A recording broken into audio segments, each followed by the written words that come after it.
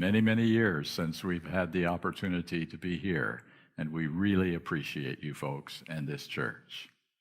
Now, I have some unfortunate news to share with you. I've been doing this for 33 years now, and there's always been a fair amount of disagreement and uncertainty about various things, and some people like what I have to say, and some people don't like what I have to say. You know how that is. But last year, I have never seen an assault made upon present truth, at least the present truth that I know about, and that others have been sharing over the years as well, not just me. I've never seen an assault on present truth like last year.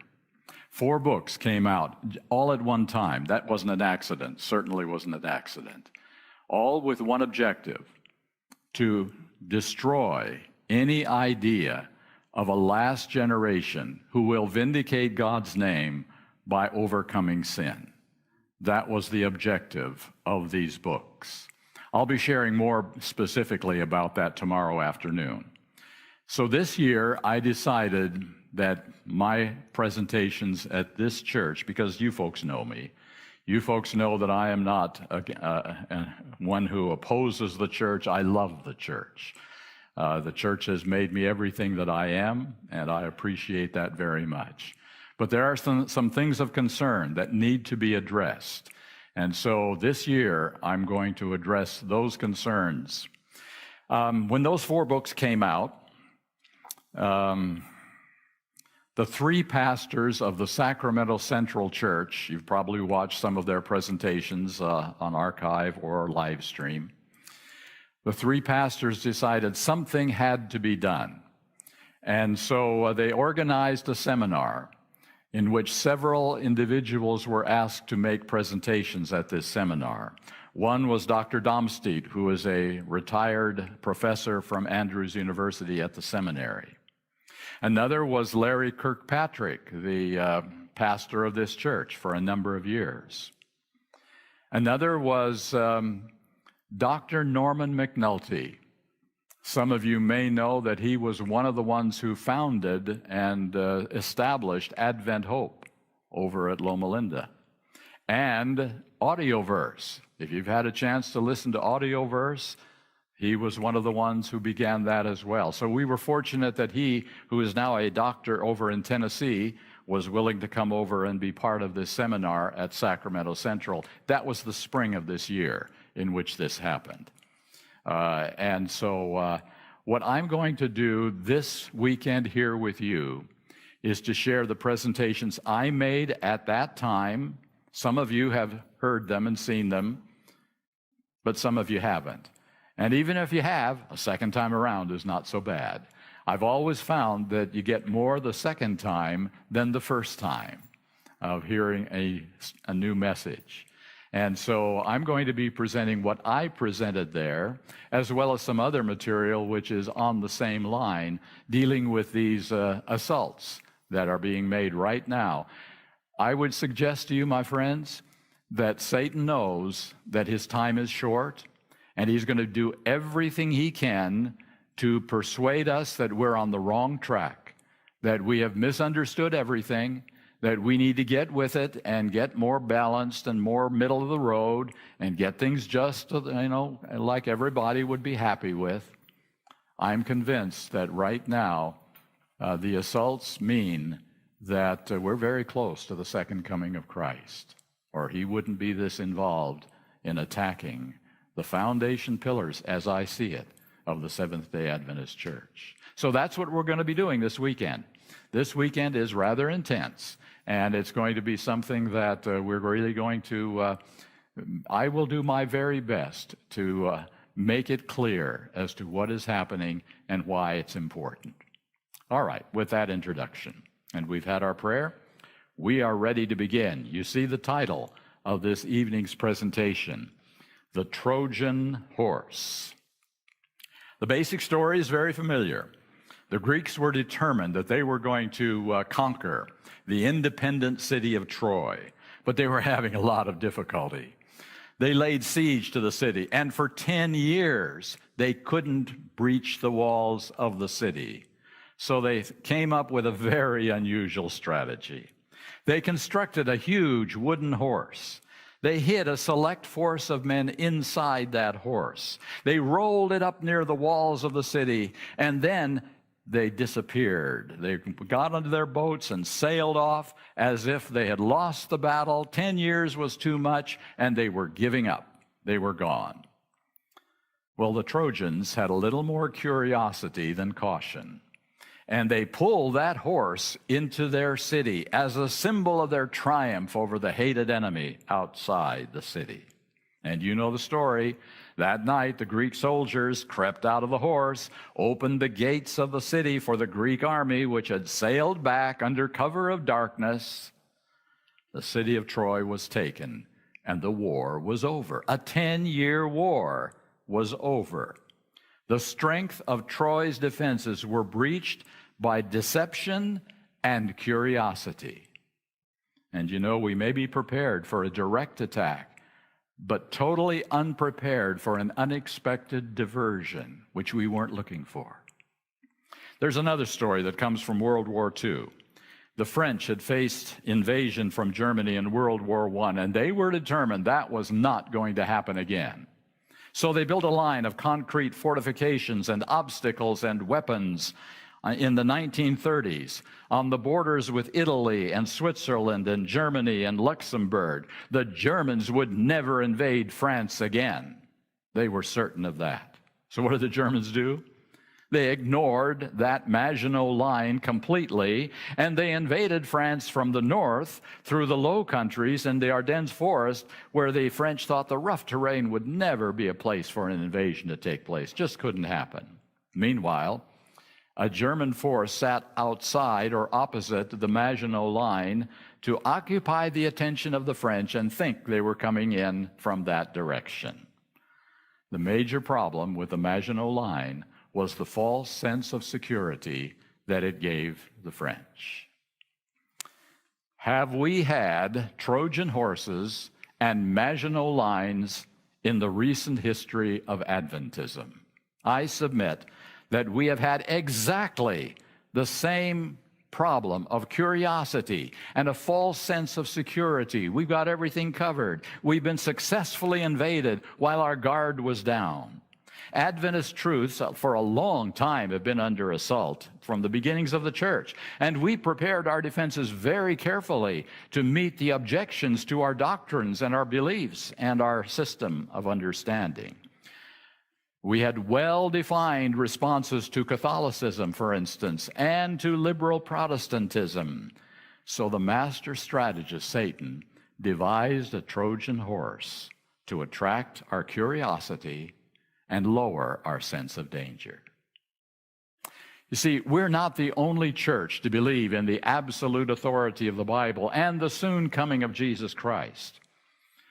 Our evangelical friends seem to be much like us in personal salvation through Christ's shed blood alone, as well as a strong drive for soul winning and reaching out to others and bringing them into the church and to salvation. We feel that we can learn a lot from them in terms of growth of churches, in terms of attractive worship methods, and especially the retention of our youth. We have fought the enemy of worldly standards and the lack of faith in liberalism for many years. But we have been blind to the equally dangerous enemy of conservative evangelicalism. So our curiosity and our sense of doctrinal security allowed us to bring the Trojan horse of evangelicalism right into the heart of Adventist beliefs. And the danger for us is the same as for the people of Troy, the complete destruction of this movement and this message. And just by the way, some of you remember a person named Desmond Ford. He was not a liberal. He was a conservative, evangelical Adventist. So we're talking about that phase of understanding our message. So let's take a close look at this wooden Trojan horse that is currently sapping the life out of Adventism. What is the heart of this well-defined set of beliefs about salvation? We're going to take a quick look. There are 5 major issues at the root of this gospel. Number 1, involuntary sin. That's the belief that every one of us becomes sinners simply by being born. Number 2, the unfallen nature of Christ. That's the belief that the humanity that Christ took upon himself was the sinless nature of Adam before the fall, or that he had a hybrid nature, partly fallen and partly unfallen. Number 3, salvation by justification alone. That's the belief that the ground of the Christian salvation is justifying righteousness only, as distinct from the transforming, empowering righteousness of regeneration and sanctification, which is considered only a result of being saved. Number 4, justification is exclusively declarative, not transformative. This is the belief that justifying righteousness only declares a person righteous, as distinct from actually making him righteous. And number 5, the imperfectibility of Christian character. This is the belief that even through the imparted righteousness of Christ and divine strength, perfect obedience to the law of God remains impossible as long as we live on this earth. Those are the 5 major points of evangelical theology of salvation. In light of the beliefs of this evangelical gospel, it's very imperative that we understand the true gospel. Now, I've covered that in previous years here. I'm not going to go through all of the details that I've done here in years past.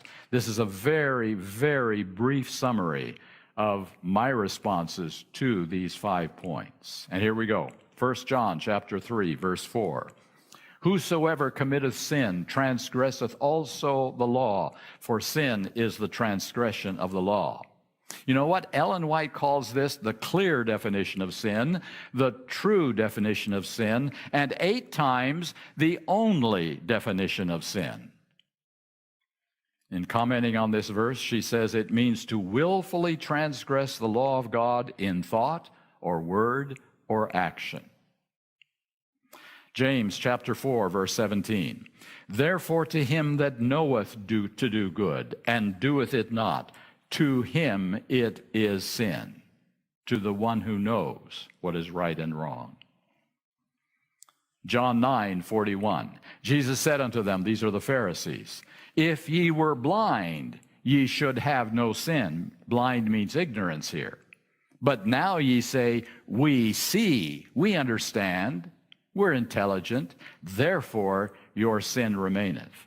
So the sin for which we are accounted guilty and condemned and lost is never involuntary or a state of birth. It is always a decision that we make.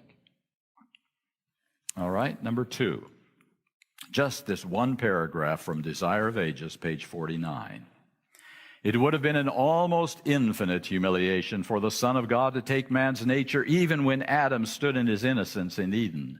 But Jesus accepted humanity when the race had been weakened by 4,000 years of sin. And here's the key phrase, like every child of Adam, that's you and me. He accepted the results of the working of the great law of heredity. What these results were is shown in the history of his earthly ancestors. He came with such a heredity to share our sorrows and temptations and to give us the example of a sinless life.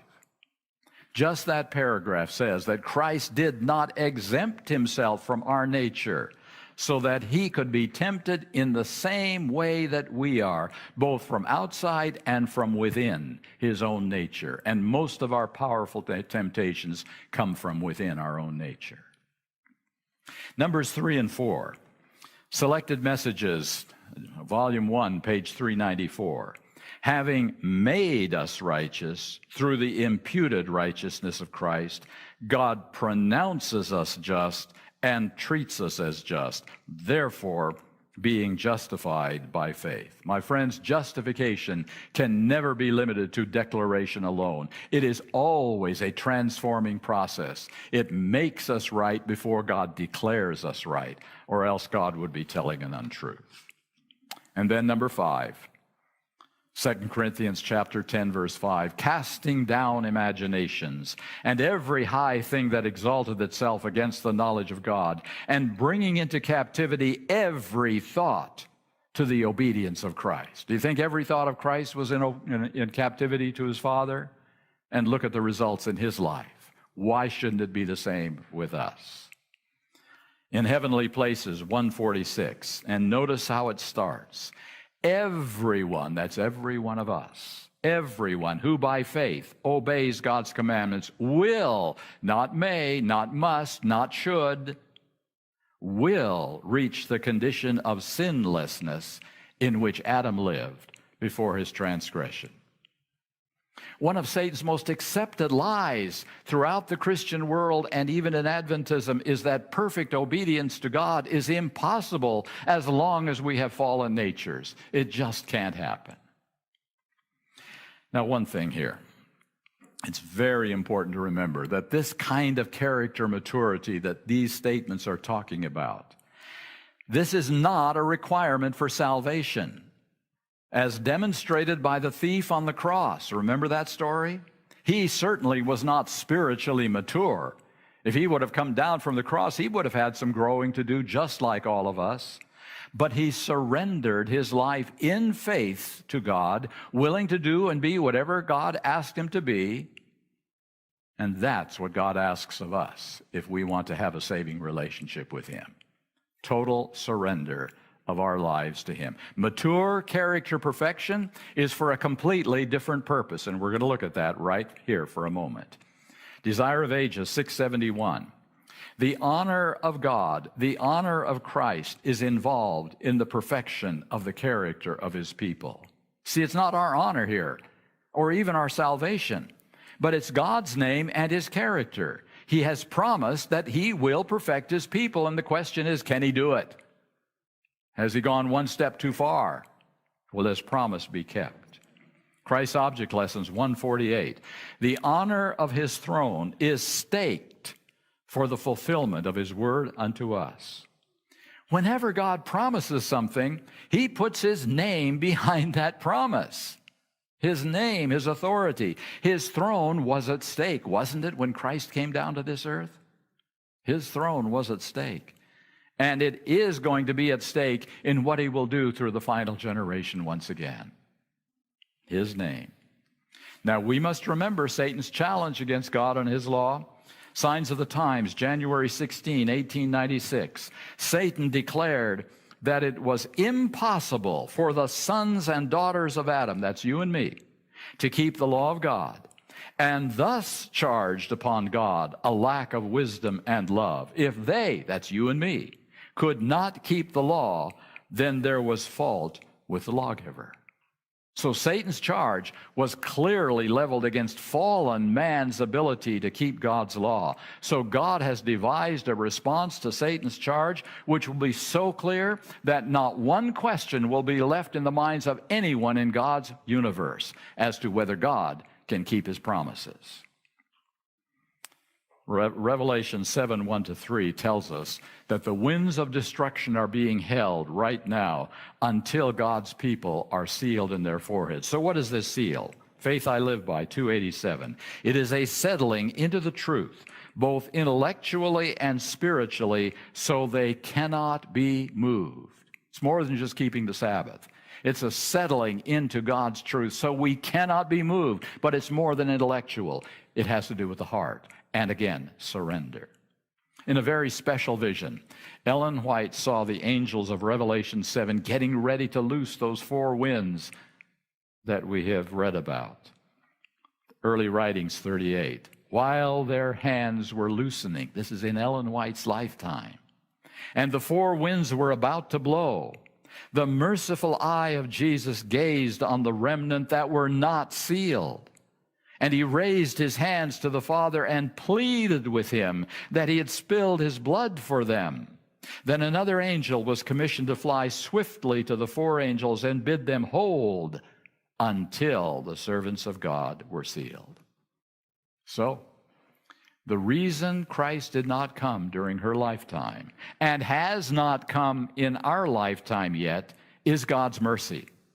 He will never send his remnant into the cataclysmic struggles of the last-ish time of planet Earth while they are unprepared for it, not ready to go through it. And the only way they can be prepared is by receiving the seal of God.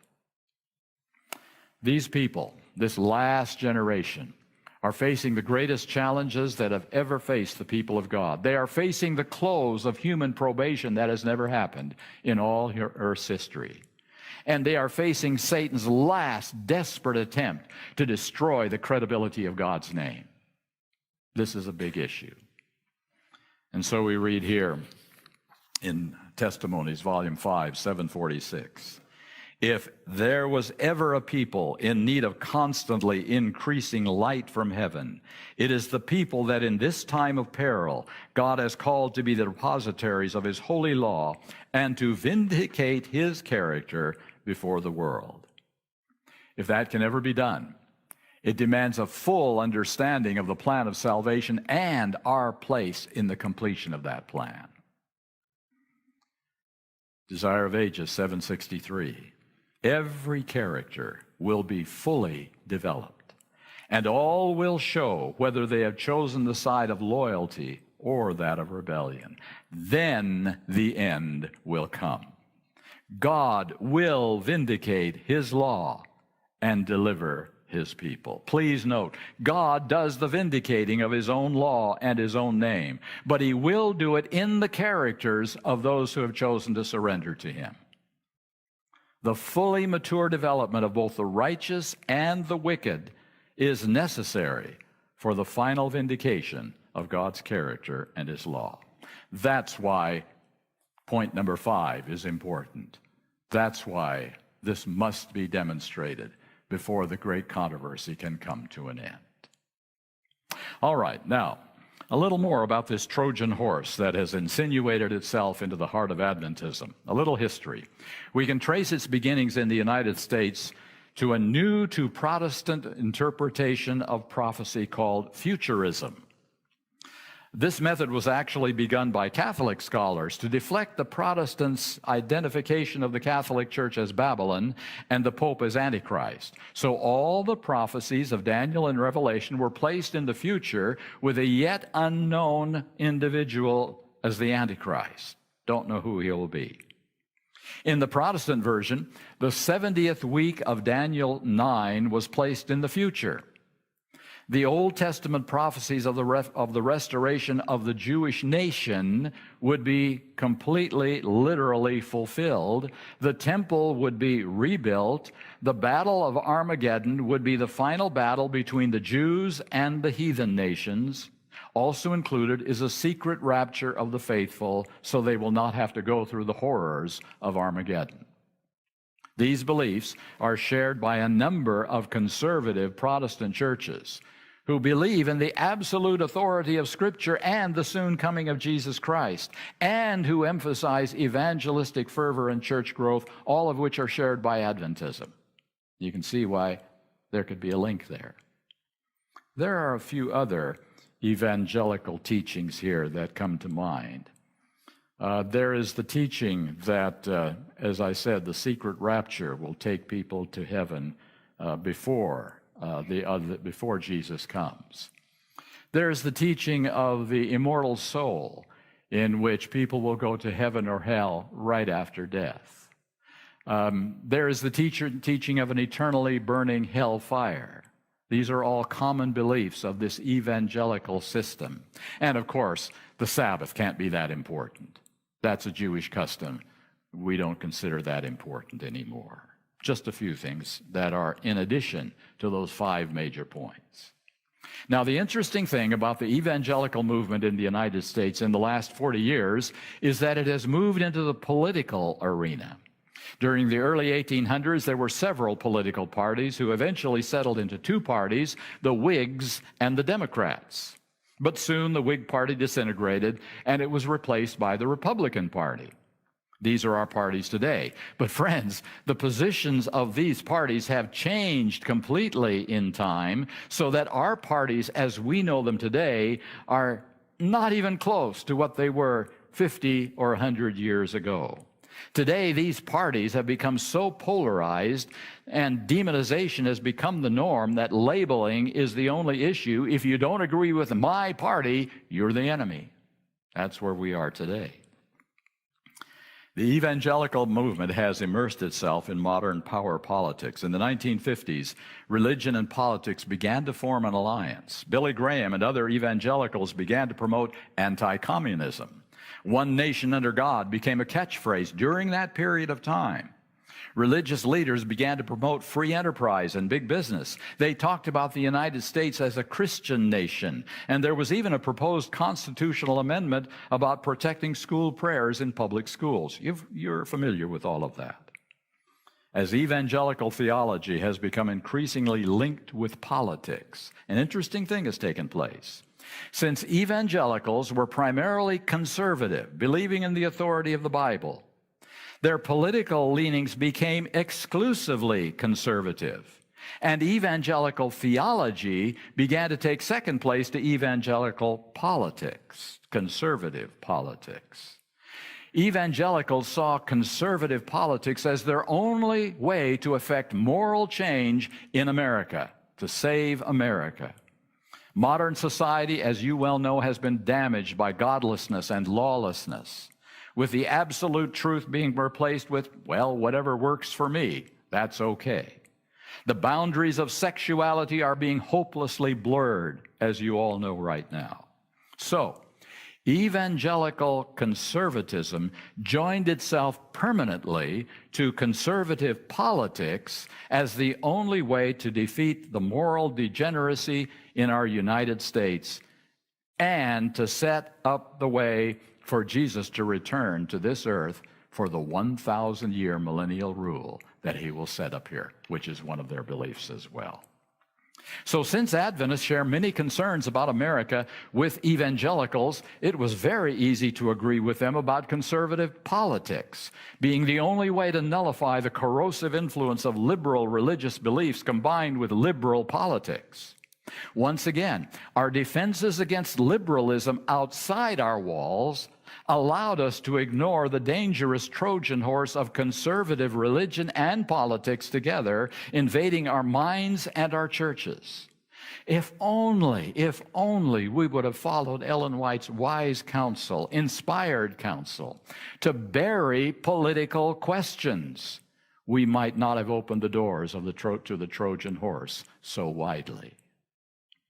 Suddenly, a new issue took center stage in the religious evangelical alliance with politics. It was called abortion. Now, right here, I want to make it very clear that Adventism is opposed to abortion on demand as a method of birth control. We are totally opposed to that. I'm talking here about how abortion has become a political issue.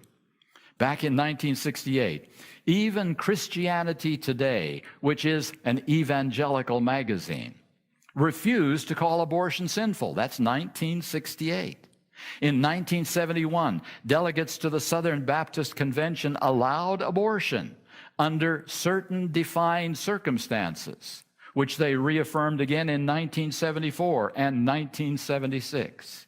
But in 1979, opposition to abortion became a rallying cry for evangelicals due to the influence of a Catholic activist who coined the term moral majority. And he saw the effectiveness of the abortion issue in defeating some very prominent liberal politicians in 1978. This resulted in the modern religious right as we know it today, and the Evangelical Catholic Alliance, which believes that morality can and should be a matter for political legislation. Get the right people elected, they'll get the job done. In 1984, a New York governor said, "Are we asking government to make criminal what we believe to be sinful because we ourselves can't stop committing the sin?" The failure here is not Caesar's. The failure is our failure, the failure of the entire people of God. Now, make no mistake, the use of civil power by apostate Christianity is making coercion a substitute for conversion and will lead directly to the formation of the image to the beast. It is very significant, I think, that in August 2018, just a year ago, a state-like dinner was held at the White House for 100 evangelical leaders to celebrate evangelical leadership, especially in politics.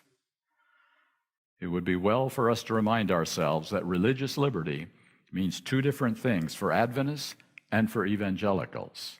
Adventists want to allow freedom of conscience for all, especially minority religious beliefs. We advocate freedom for Catholics, for Protestants, for Buddhists, for Muslims, even atheists. But evangelicals and conservative Catholics advocate liberty for their version of Christianity, since they believe that's the only way of salvation, while other beliefs are heathen and do not merit special protection. The disturbing reality is that the same people who stand the strongest against abortion and who stand for moral values are the same people who want to unite with conservative Catholics to restore a Christian dominionism, that's the term, Christian dominionism, that will trample on freedom of religion for minorities. Evangelical theology has been hidden inside evangelical politics and is the greatest danger our church has faced from outside Adventism. And I say how tragic it is that evangelical theology has penetrated so deeply into Adventist theology that we are actually promoting it at the highest scholarly levels, and we are marginalizing the beliefs of those who believe in genuine Adventism. We're calling them fanatics and fringe groups. Well, this is the Trojan horse that is fascinating Adventism right now. And we allow it in our midst at the peril of our reason for existence. We have formed our Maginot Line against attacks by the enemy, and Satan has bypassed those carefully formed defenses by appearing to be our friend and our ally, since we are also opposed to things like abortion and homosexuality. We are being dragged into the muck of political involvement, and we don't seem to realize that the evangelical message and evangelical politics are broken cisterns. They are the false prophet of Revelation, Babylon, with their hands stretching across the gulf to form the image to the beast. And I ask, can we really trust and ally with a movement because it supports a few strands of truth? The army outside the walls is hiding inside the horse while we sleep on. And so, with this very brief presentation that I wanted to make tonight about this extremely dangerous thing that is happening in Adventism, we desperately need to return to our Adventist pioneers who refused to get involved in party politics. They stood, yes, they stood for moral issues like temperance and religious liberty. They did oppose errors in society like slavery, even defying immoral laws like the Fugitive Slave Act. But they never supported the political parties of their day, and they refused to get involved in the dirt of power politics, as we have seen it in recent years. We, my friends, are here for two primary purposes. We are to prepare our characters to receive the seal of God, put the final nail in the coffin of Satan's lies that God's law cannot be kept, that he is asking too much of us. And second, to prepare our hearts to be ready for the latter rain and take this message of truth to every corner of planet Earth. Matthew 24:14 will see its fulfillment as the gospel is taken to the whole world so that God can finally say in Revelation 12:14, here are they that actually keep my commandments. Take a look at them, world. Take a look at them, universe. Take a look at them, Satan. Your lies are defeated. And I just say, may that day come soon. This issue, my friends, is not going away. This issue is getting stronger, and it will continue to rise until we are facing things that we have never seen before in our lifetime as Seventh-day Adventists in this wonderful country of religious liberty. We are going to see some things because of this Trojan horse that is coming right into our midst. We've got to identify it. We've got to know what it is. And tomorrow, and especially in the afternoon, I'm going to be looking at the specifics of this message that has come to us from within Adventism. As I said, 4 books, 3 from Andrews University, the seminary, 1 from the Pacific Union. These books that have challenged everything I am saying to you this evening and that I've said to you over the many years that I have been with you in this church.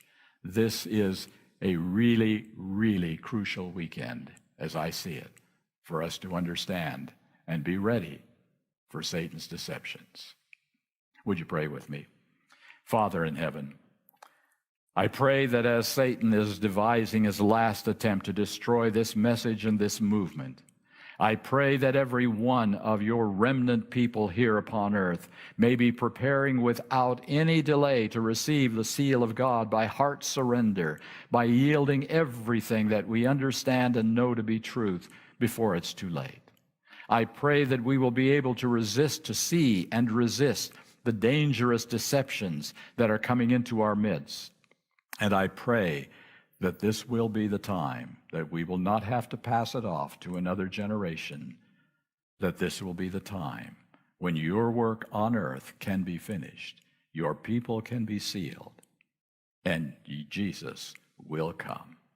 Thank you, Lord. We are trusting in your promises. We believe them, and we will not abandon them. In Jesus' name, amen.